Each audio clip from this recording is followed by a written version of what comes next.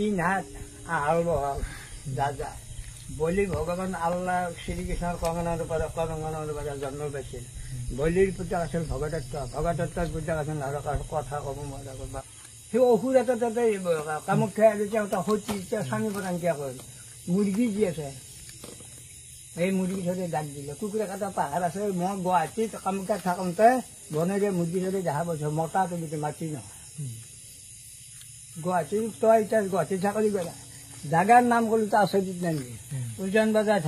ঠাৰ বুলি হেৰি বাবুনি মেডিয়াম লুনমাটি খানাপাৰা যি গুৱাহাটীৰ যি মেডিকেল কলেজ আছে নহয় ভাঙাবাৰী যি আছে তাতে কলেজ আছিল আগতে এইবিলাক মোৰ কথা অসমত মতা মুৰ্গী ৰাও দে না মাটি মুৰ্গী ৰাও দে অসমত বিজেপি বৈষ্ণৱৰ আন্দোলন সফল মাউণ্টেইন কিনে সেইখন কলেজ স্থাপিত হৈছে তাতে আগতে মই ভালকৈ জানো কিয় জানো আমাৰ ভিনী আমাৰ চাউথীয়া ভাই ভিতৰত আটাই বনি মোতকৈ ডাঙৰ ভাই তাৰপিছত তাতকৈ ডাঙৰ ভাই ভিনী আছিল তাতে আছিল তাকে গৈছিলোঁ মই মায়ে লাড়ু বনাই দিয়ে পিঠা বনাই দিয়ে জুলে মিঠৈ তাকে লৈ যায় ভিনী মাৰা গৈছে এছ কাম কৰিছিল তাৰ আগতে আছিল অসমৰ ৰাজধানী আছিল শ্বিলং হেৰি শ্বিলঙত আছিল অসমৰ ৰাজধানী কিমান চনত পাহৰিলোঁ খৰসিংহ মুখ্যমন্ত্ৰী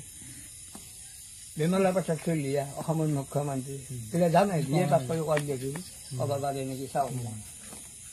তেতিয়া দিনত আছিল আগত শিক্ষা বিভাগৰ হেডমাষ্টাৰগিলাক স্কুল ষ্টাফত কিবা সকামত শ্বিলঙত যাব লাগে এক নদী ইয়াতে হৈছে যেনেকৈ মহাত্মা গান্ধী বেলেটত বেৰিষ্টাৰী পঢ়িবা যাতে ইংৰাজ ভাৰতীয় মানুহ কলা মানুহ বুলি ঘিণ কৰি পেলাই এই ট্ৰেইনখন এখন ট্ৰেইন এটা ষ্টল মাৰি পেলাই যেতিয়া হাতত ধৰি টানি বাহিৰ গৈছে মহাত্মা গান্ধী বিৰাট মানে ইংৰাজে যেতিয়া আছিল বিৰাট এখন ৰাজ্য ইংলেণ্ডত আছিল যেতিয়া স্বাধীন হোৱাৰ পাছত এতিয়া কেইটা বেৰিষ্টাৰী পঢ়ায় বুজি পাইছে নে বেৰিষ্টাৰী পঢ়ি যায় সেই মহাত্মা গান্ধী ভাৰতীয় মানুহ কলা মানুহ বুলি ঘিণ কৰি এটা ষ্টল মাৰি নেক্সট সংঘালখন পাতি দিছিল মহাত্মা গান্ধী সেই কথাটো সুভাষ বাবু আজাদ হিন্দ ফৌজ গঠন কৰিলে তেতিয়া সুভাষ বাবু মহাত্মা গান্ধীক বেয়া পাইছিল জননীৰ জন্মভূমি আমাৰ দেশ আমাক প্ৰত্যেক কথাতে সিহঁতে কৰ্তব্যকে দেখাই আমাক আকৌ আইন কানুন জন্মাই নিদিয়ে তেতিয়াৰ পৰা আজাদ হিন্দ ফৌজ গঠন কৰিলে এইটাৰ কেইটা দেশৰ ঘৰ হিন্দু বাংলাদেশ স্বাধীন টিপু চুলতান আছিলে সুভাষ বাবুৰ আজাদ হিন্দ ফৌজৰ সংগী হৈছে যেনেকৈ আলফাত বিভিন্ন জাতিৰ উপজাতি একেলগে আছে নে নাই আকলা কৈছে আছে নেকি আকলা ভাগুন গোহাঁই চব জাতিৰে আছে হয়নে নামবিলাক জাতি অঁ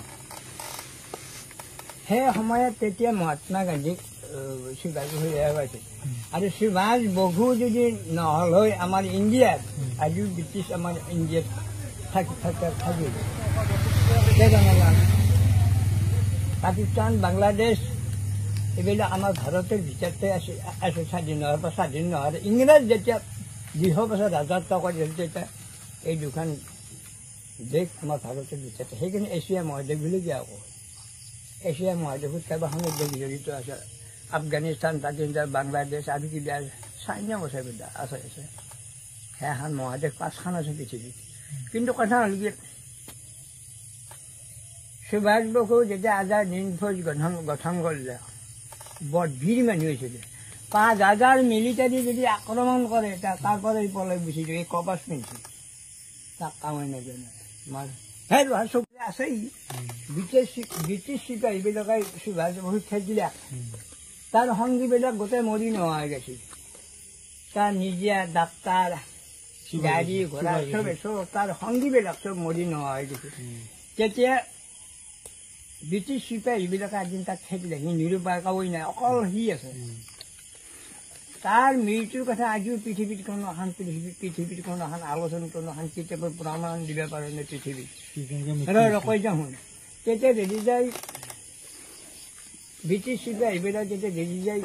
ব্ৰহ্মপুত্ৰ নদীৰ পাৰৰ পৰা সুভাষ বাবুৱে নদীত জাপ দি চিপাহী গুলি খাই গৈছে পানী তেজা 7 ফুট মান ওপৰত তেজাও মানুহ হৈছে দত্তুগাৰ মানুহ হৈছিল 1 ঘণ্টামান সময় পানীৰ তলত আছে সুভাষ বাবু ব্ৰিটিছ চিপাহীবিলাকে ভাবি ভাবছি যে মৰি নাই তাৰপৰা তাৰ খবৰ নাই এই ইলেক্ট্ৰিক গাড়ী বহি উগান নিশিয়া গাড়ী তই লাষ্টটো যে নাপালা ইমান দৈত্য গান মানে কেন নাপালা এটা কথা শুনিছোঁ মই কথা ক'লে মোৰ শেষ নহয় কথা যেতিয়া বিজেপি চৰকাৰ যেতিয়া নৰেন্দ্ৰ মোদী যেতিয়া চৰকাৰ গঠন কৰিলে বিজেপিৰ ফালৰ পৰা আমাৰ আৰু কইনাৰ কেইটামান শিক্ষিত শিক্ষক কেইজন আমাক সজাতীয় কৰি হঠাৎ বিজেপিতে আহিছিল ওলামি হেৰি পেলাই নাচি পেলাই চাল কৰি সেই মাষ্টাৰ দ্বিতীয় কৈছিল মোক মিছা কথা ভাবা নহয়